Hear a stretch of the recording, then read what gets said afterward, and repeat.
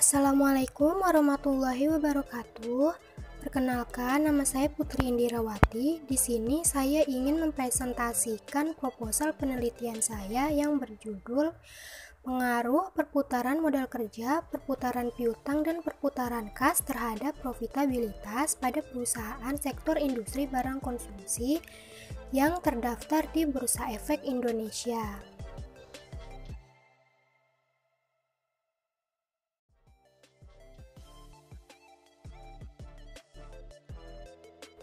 Di sini ada latar belakang. Perekonomian di Indonesia saat ini sedang menuju pada era globalisasi yang menimbulkan persaingan yang sangat ketat dan dituntut untuk mampu menyesuaikan diri dengan keadaan yang sedang terjadi dalam perusahaan.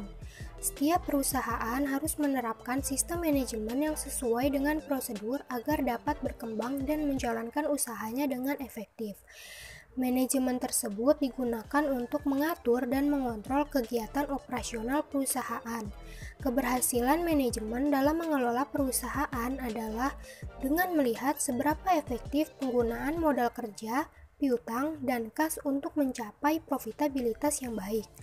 Berdasarkan fenomena return on asset yang terjadi pada PT Indofood Makmur Tbk, pada tahun 2018 mengalami penurunan menjadi 1,6%, yang awalnya pada tahun 2017 sebesar 1,9%, dan mengalami kenaikan kembali pada tahun 2019 menjadi 1,7%, dan cenderung mengalami fluktuasi.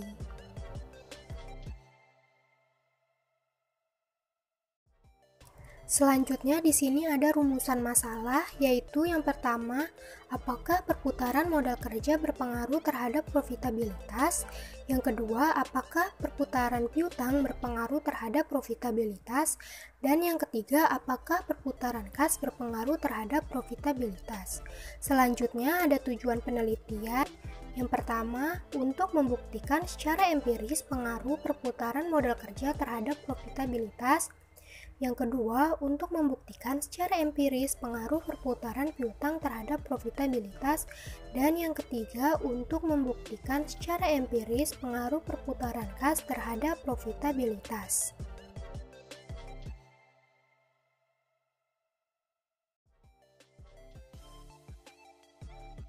Lalu selanjutnya ada kajian teori. Grand teori yang digunakan pada penelitian ini yaitu signaling teori.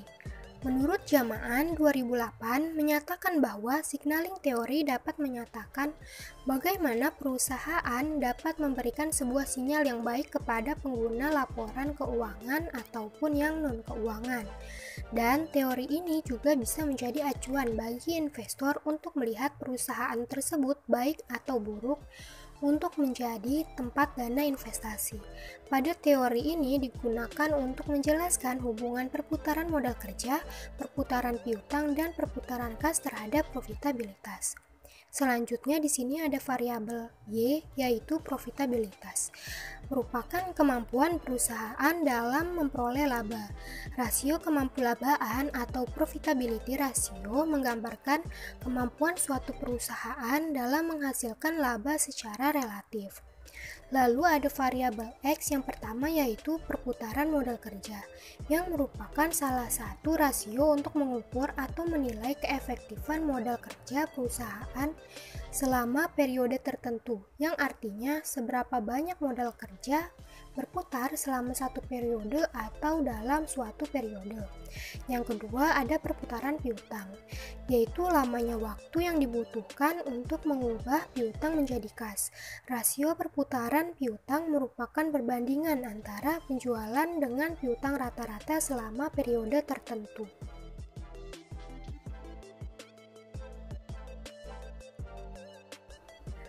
Lalu yang ketiga di sini ada perputaran kas. Merupakan periode berputarnya kas yang dimulai pada saat kas diinvestasikan hingga kembali menjadi kas. Rasio perputaran kas merupakan perbandingan antara penjualan dengan kas rata-rata. Selanjutnya ada hipotesis penelitian, Yang pertama, ada pengaruh perputaran modal kerja terhadap profitabilitas. Perputaran modal kerja bisa mempengaruhi profitabilitas secara signifikan. Apabila perputaran modal kerjanya mempunyai periode yang pendek, maka semakin tinggi modal kerja dan semakin tinggi juga tingkat efisiensi dalam perusahaan yang akhirnya dapat memicu timbulnya rentabilitas. Maka H1, perputaran modal kerja berpengaruh terhadap profitabilitas. Selanjutnya yang kedua, ada pengaruh perputaran piutang terhadap profitabilitas. Piutang muncul karena perusahaan melakukan penjualan kredit untuk meningkatkan volume usahanya. Rianto 2001 menyatakan perputaran piutang menunjukkan periode terikatnya modal kerja. Dalam utang di mana semakin cepat periode berputarnya menunjukkan semakin cepat perusahaan mendapatkan keuntungan dari penjualan kredit tersebut, sehingga profitabilitas perusahaan juga ikut meningkat. Maka H2, perputaran piutang berpengaruh positif terhadap profitabilitas. Selanjutnya yang ketiga, ada pengaruh perputaran kas terhadap profitabilitas. Perputaran kas merupakan perbandingan antara penjualan bersih dengan jumlah rata-rata kas. Rahma 2011 menyatakan bahwa perputaran kas menunjukkan kemampuan kas dalam menghasilkan pendapatan, sehingga dapat dilihat berapa kali uang kas berputar dalam satu periode tertentu. Semakin tinggi perputaran kas ini akan semakin baik. Ini berarti semakin tinggi efisiensi penggunaan kasnya dan keuntungan yang diperoleh akan semakin besar. Maka H3, perputaran kas berpengaruh positif terhadap profitabilitas.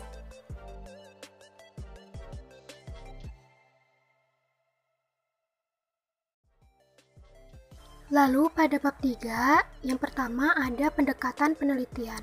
Pendekatan yang saya pakai pada penelitian ini yaitu kuantitatif. Menurut Sugiono 2016, metode penelitian kuantitatif dapat diartikan sebagai metode penelitian yang berlandaskan pada filsafat positif. Digunakan untuk meneliti pada populasi atau sampel tertentu. Pengumpulan data menggunakan instrumen penelitian, analisis data bersifat kuantitatif atau statistik, dengan tujuan untuk menguji hipotesis yang telah ditetapkan. Lalu selanjutnya ada definisi dan pengukuran variabel. Variabel penelitian ada dua, yaitu variabel dependen dan variabel independen. Variabel dependen merupakan variabel yang dipengaruhi atau yang menjadi akibat karena adanya variabel bebas. Variabel dependen dalam penelitian ini yaitu profitabilitas, yang menggunakan rasio return on asset. Variabel independen merupakan variabel yang mempengaruhi atau yang menjadi sebab perubahannya atau timbulnya variabel dependen. Variabel independen dalam penelitian ini yaitu perputaran modal kerja, putaran piutang, dan perputaran kas. Lalu di sini ada definisi operasional. Yang pertama ada profitabilitas. Dengan pengukuran indikator yaitu laba bersih dibagi total aktiva dan skala pengukurannya yaitu rasio. Yang kedua ada perputaran modal kerja dengan pengukuran indikator yaitu penjualan dibagi rata-rata modal kerja dan skala pengukurannya rasio. Yang ketiga perputaran piutang dengan pengukuran iklan dibagi piutang rata-rata dan skala pengukurannya rasio. Yang terakhir di sini ada perputaran kas dengan pengukuran indikator yaitu penjualan bersih dibagi kas rata-rata dan skala pengukurannya rasio.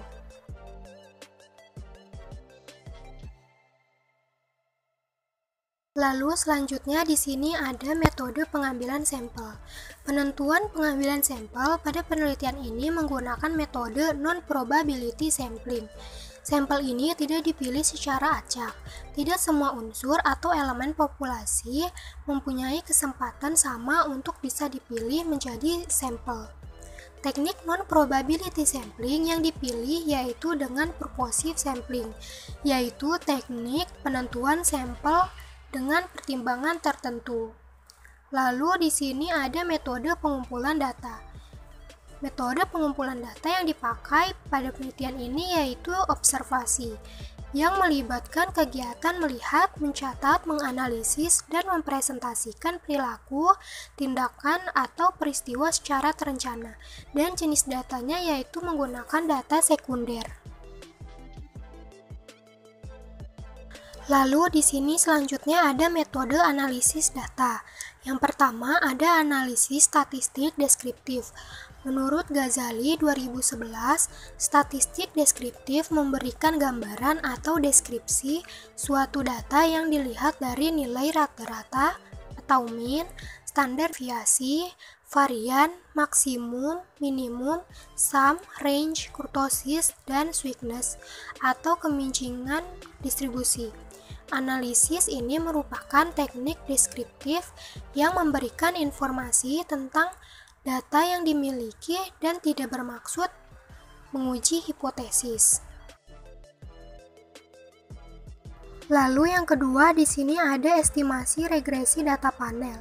Dibagi menjadi 3 yaitu yang pertama ada common effect model, merupakan pendekatan model data panel yang paling sederhana karena hanya mengombinasikan data time series dan data cross section. Lalu yang kedua ada fixed effect model. Model ini mengasumsikan bahwa perbedaan antar individu dapat diakomodasi dari perbedaan interceptnya. Untuk mengestimasi data panel, model fixed effect menggunakan teknik variabel dummy untuk menangkap perbedaan intercept antar perusahaan. Lalu yang ketiga ada random effect model. Model ini akan mengestimasi data panel di mana variabel gangguan mungkin saling berhubungan antar waktu dan antar individu. Pada model random effect, perbedaan intercept diakomodasi oleh error terms masing-masing perusahaan. Lalu yang ketiga di sini ada teknik pemilihan model regresi, yaitu ada 3. Yang pertama yaitu uji Chow. Uji Chow ini digunakan untuk menentukan apakah si common effect model ataukah si fixed effect model yang tepat untuk digunakan. Lalu yang kedua ada uji Hausman, yaitu untuk menguji apakah si fixed effect model atau si random effect model yang tepat untuk digunakan. Lalu yang ketiga di sini ada uji Lagrange multiplier untuk menentukan apakah si random effect model ataukah si common effect model yang paling tepat digunakan. Lalu yang keempat di sini ada uji hipotesis, dibagi menjadi 3. Yang pertama ada uji F. Menurut Ghazali 2013, uji F pada dasarnya bertujuan untuk menunjukkan apakah semua variabel bebas atau independen yang dimasukkan dalam model mempunyai pengaruh secara bersama-sama terhadap variabel terikat atau dependen. Lalu yang kedua ada koefisien determinasi. Menurut Ghazali 2013, koefisien determinasi atau R-square mengukur seberapa jauh kemampuan model dalam menerangkan variasi variabel dependen. Nilai yang kecil berarti kemampuan variabel independen dalam menjelaskan variasi variabel dependen amat terbatas. Lalu yang ketiga di sini ada uji T. Menurut Ghazali 2013, uji T pada dasarnya bertujuan untuk menunjukkan seberapa jauh pengaruh satu variabel penjelas atau independen secara individual dalam menerangkan variabel dependen.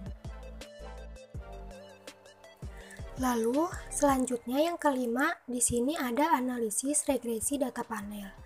Menurut Basuki 2016, regresi data panel merupakan teknik regresi yang menggabungkan data runtut waktu atau time series dengan data sialang atau cross section.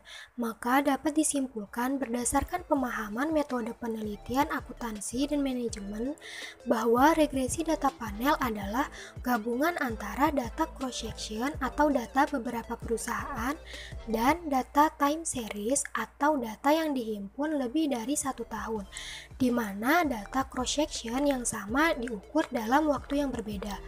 Maka dengan kata lain, data panel merupakan data dari beberapa perusahaan atau sampel yang diamati dalam beberapa kurun waktu tertentu. Sekian presentasi dari saya. Bila ada kata-kata yang salah, mohon maaf. Wabillahi taufik wal hidayah. Wassalamualaikum warahmatullahi wabarakatuh.